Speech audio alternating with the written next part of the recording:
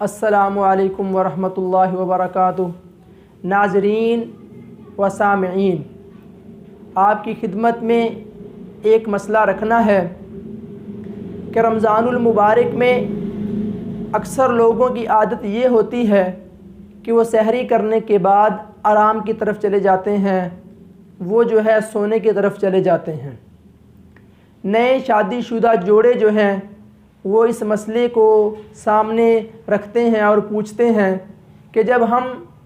آرام کرنے کے لیے سحری کرنے کے بعد کمرے میں جاتے ہیں، وہاں پر بیوی موجود ہوتی ہے، آیا ہم بیوی کے ساتھ روزے کی حالت میں سو سکتے ہیں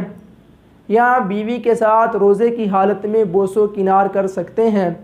یہ مسئلہ تو شرما شرمی کا ہے، لیکن اللہ رب العزت نے فرمایا ان اللہ لا یستحیی من الحق، کہ اللہ تعالیٰ حق بات کے بارے میں شرماتے نہیں ہیں۔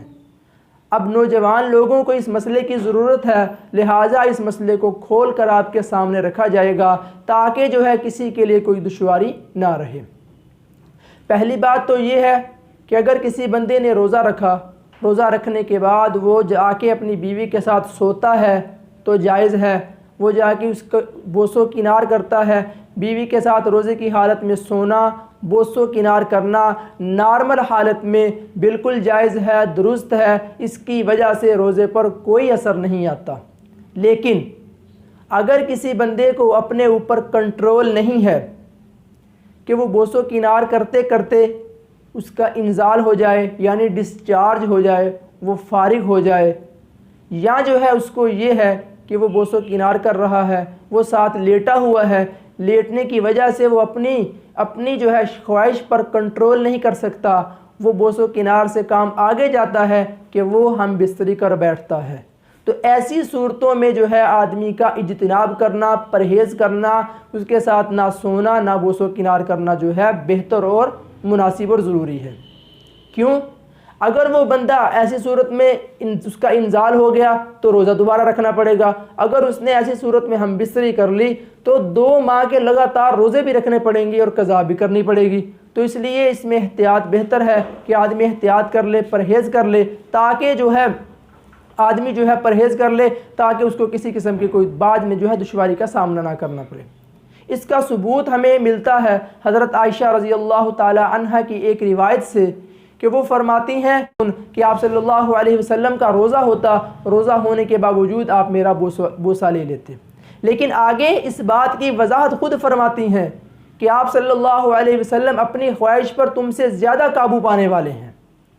کہ ان کو جو ہے اپنی خواہش پر قابو ہے، وہ میرا بوسہ بھی لے لیتے ہیں، مجھے گلے بھی لگا لیتے ہیں۔ تو اگر کسی بندے کو اپنی خواہش پر قابو کا یقین ہو کہ میں اپنی خواہش پر قابو پا سکتا ہوں تو وہ بندہ جو ہے بیوی کے ساتھ بوس و کنار بھی کر سکتا ہے اور اس کو گلے بھی لگا سکتا ہے۔ لیکن اگر کسی کو اس چیز کا جو ہے یقین نہیں ہے تو وہ بندہ ایسا کام نہ کرے۔ اسی طرح کا ایک واقعہ ابو داؤد شریف میں آتا ہے کہ آپ صلی اللہ علیہ وسلم کے پاس ایک آدمی آتا ہے، روزے دار کے بارے میں سوال کرتا ہے کہ وہ اپنی بیوی کو گلے لگا سکتا ہے، اب اس کے ساتھ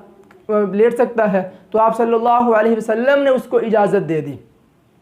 اس کے بعد ایک اور آدمی آتا ہے، آپ سے یہی مسئلہ سامنے رکھتا ہے، آپ صلی اللہ علیہ وسلم اس کو منع فرما دیتے ہیں، اجازت نہیں دیتے۔ تو پہلا آدمی جو آتا ہے وہ بوڑھا ہوتا ہے، دوسرا آدمی آتا ہے جو جوان ہوتا ہے۔ تو اس لیے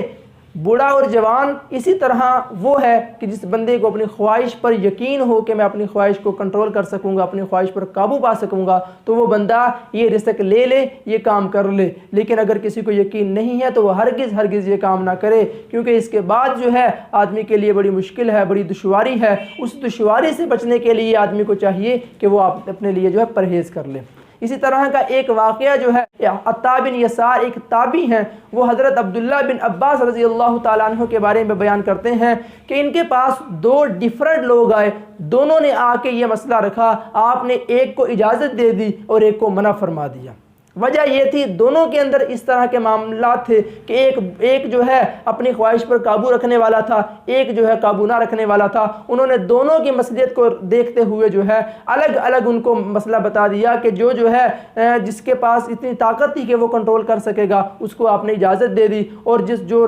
جوان تھا بھی اس کو آپ نے منع فرما دیا۔ تو اس میں جو ہے ہمیں احتیاط کرنی چاہیے، پرہیز کرنی چاہیے، تاکہ جو ہے آنے والے وقت میں ہمارے لیے کوئی دشواری اور پریشانی نہ ہو۔ ہاں اگر کوئی بندہ لیٹتا ہے اور لیٹنے کی اس کے لیے اجازت بھی ہے، اس کو جو ہے کسی قسم کی کوئی پابندی نہیں ہے۔ اللہ رب العزت سے دعا ہے اللہ تعالی ہمیں